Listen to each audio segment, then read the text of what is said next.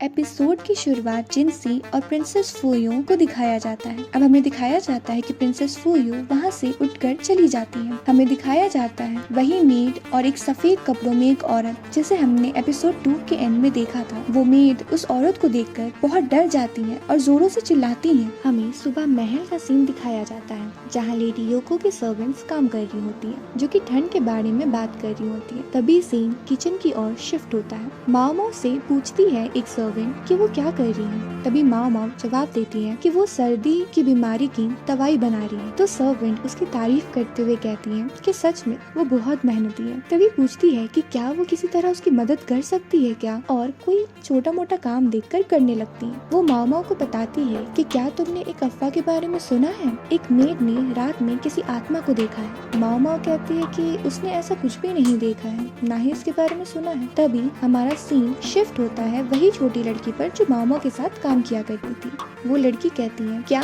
सच में आत्मा है।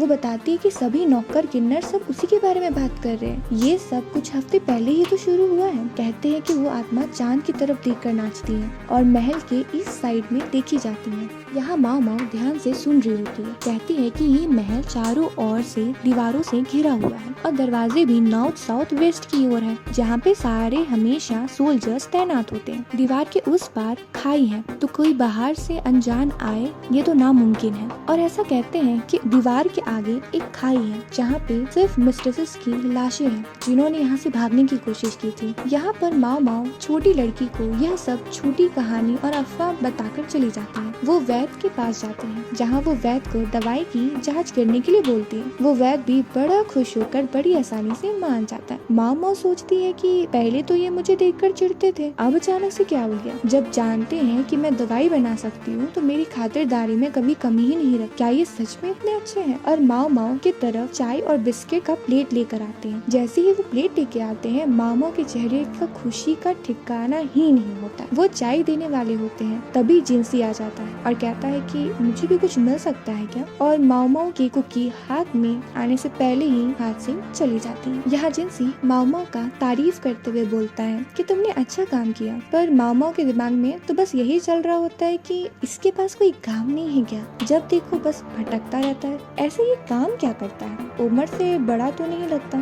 तो गाइडेंस तो दे नहीं सकता। इसे डॉर्मेट्री के अंदर भी ड्यूटी नहीं दी गई है। क्या ये अंग रक्षक है, पर उसके लिए भी तो अंग चाहिए ना। क्या है आखिर इसमें। ये सोचने के बाद वो उसकी और अजीब अजीब मुंह बनाकर और अजीब से चेहरे एक्सप्रेशन बनाने लगती है। सी माओ का चेहरा देखकर समझ जाता है कि उसके दिमाग में कुछ तो चल रहा है, और वो माओ से कहता है कि तुम्हारे दिमाग में कुछ उल जलूल बातें ही चल रही है ना। पर माओ इनकार कर देती है। तभी वहाँ वैद्य आ जाते हैं और जिनसी उन्हें एक नोट देकर कुछ और लाने के लिए वापस भेज देता है। तभी माओ जिनसी से पूछती है कि आपको असल में मेरे से चाहिए क्या। तो जिनसी कहता है कि वो भूतनी वाली कहानी सुनी है। तो माओ कहती है कि हाँ, मैंने उस अफवाह के बारे में सुनी है। तो जिनसी कहता है कि क्या वो अफवाह है या नींद में चलने का किस्सा तो नहीं। तो माओ एकदम से शॉक में चली जाती है। जिनसी कहता है चलो किसी बहाने तो तुम्हारा अटेंशन मेरे पे आया। यहाँ जिनसी माओ के सामने अपने घुटने पर आ जाता है और कहता है कि वो कुछ करे इस मामले का। तो माओ भी मान जाती है। अब हमें आगे रात का सीन दिखाया जाता है, जहाँ गाउसन यानी जिनसी का असिस्टेंट और माओ के साथ उस अफवाह वाली जगह पे जा रहे होते हैं। जहाँ माओ देखती है तब उन्हें पता चलता है कि जो मिस्ट्रेस फूयो है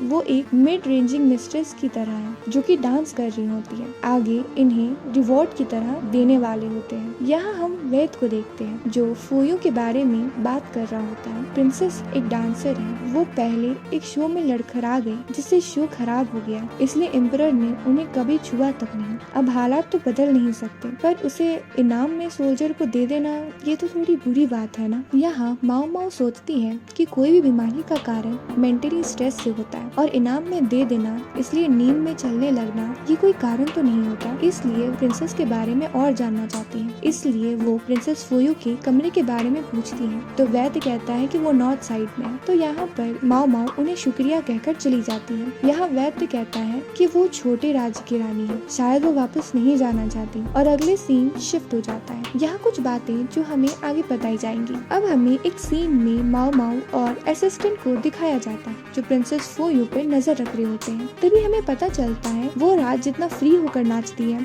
सुबह उतना ही सहमी हुई रहती है। इसलिए माओ माओ ने उन्हें कॉटन रोज के जैसे बताया है। फूयू नाम के फूल, जिससे कॉटन रोज भी कहते हैं, जो सुबह बिल्कुल सफेद रंग के होते हैं और शाम होते होते गुलाबी रंग के हो जाते हैं। यहाँ माओ माओ अब यही छोटी बच्ची के पास चली जाती है और उसे अफ़वाह के बारे में और ज्यादा पूछती है। तब उसे पता चलता है कि महल में सबसे पहले वो नाचती हुई नॉर्थ साइड में दिखी थी। तो यहाँ पर माओ माओ थोड़ा सोचती है कि नॉर्थ साइड से ये ईस्ट साइड कैसे चली आई। अब आगे के सीन में माओ माओ को हम लेडी योको के पास देखते हैं। वो वहाँ पर उन्हें बताती हैं कि नींद में चलने वाली बीमारी सिर्फ मेंटली स्ट्रेस के कारण ही होती है। वो उन्हें एक कहानी सुनाती है कि जब वो वडग्रीज हाउस में थी तो एक मिस्ट्रेस जो कि बहुत अच्छा गाती थी, अच्छी शायरी करती थी, एक दिन उसे एक ऑफर आता है, उसे खरीदने का ऑफर।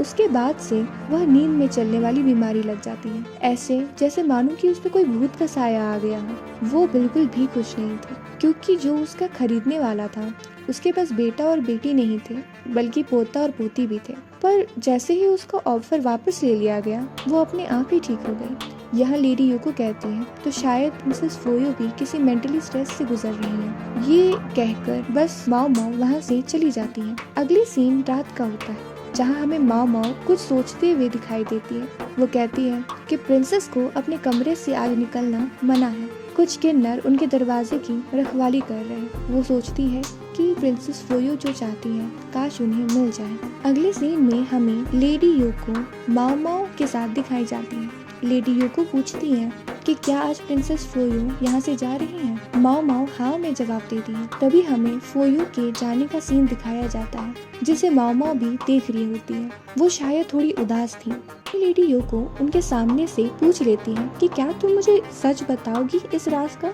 मैं बुरा नहीं मानूंगी। तभी माओ माओ कहती है कि ये बस मेरा अंदाजा है, हमारे बीच जो बात रहेगी वो बस हमारे ही बीच रहनी चाहिए। और लेडी वादा भी कर देती है। यहाँ माओ माओ कहती है कि प्रिंसेस फूयू और एक सोल्जर बचपन से साथ थे और इसी बीच सोल्जर और प्रिंसेस को प्यार हो जाता है। पर तभी कुछ सालों के बाद एम्परर उसे अपनी प्रिंसेस बनाकर महल में ले आते। कहते हैं कि जब जंग हुई थी तब वो सोल्जर ने अपना जान लगा दिया था जीतने के लिए और बदले में मांगा था बस प्रिंसेस फूयू को। वो तो बस एक ख्वाब की तरह था उसके लिए, जो उसने देखा था, क्योंकि वो एक सोल्जर था और एक प्रिंसेस से शादी नहीं कर सकता था। अगर देखा जाए तो प्रिंसेस फूयू के दिल में भी उसके लिए प्यार जिंदा था। ऐसा भी कह सकते हैं कि वो डांस में लड़खड़ा के गिरी थी। नहीं, उन्होंने शायद जानबूझ के वो किया था ताकि एम्परर की नजर उन पर ना पड़े, ताकि वो उन्हें ना छुए, और वो कामयाब भी हो गई। वो जंग ईस्ट में हो रही थी, इसीलिए प्रिंसेस फूयू डांस भी ईस्ट की ओर कर रही थी। वो जो डांस कर रही थी वो उनकी सलामत लौटने की दुआ मांगती रहती थी। और ये सब जो मैं कह रही हूँ ये बस मेरा अंदाजा है। और अगले ही सीन में जब गेट खुलता है तो हमें उन दोनों को साथ दिखाया जाता है। वो पल बहुत ही खूबसूरत दिखाया जाता है। अब अगले सीन में हम लेडी योको को अपने कमरे में बैठे हुए देखते हैं। तभी एम्परर आते हैं और अपोफेगरी से मिलने की प्रस्ताव रखते हैं। क्या है आखिर वो प्रस्ताव? क्या आने वाली नई मिस्ट्रीज का राज है जो हमें आगे के एपिसोड में देखने के लिए मिलेगा?